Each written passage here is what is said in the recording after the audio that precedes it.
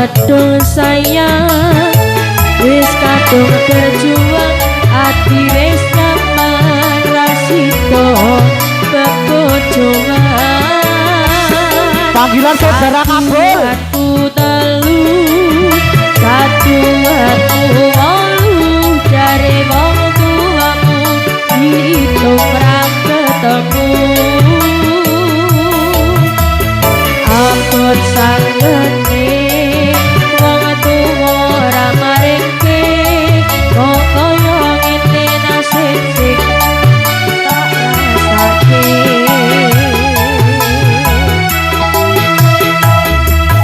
ngopo awak dhewe pindah peto yen akhire ati iki sing dirempo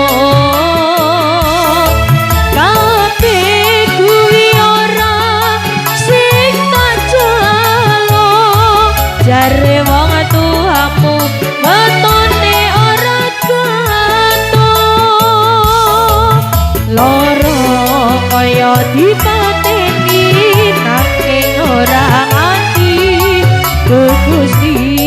paringi kuat ati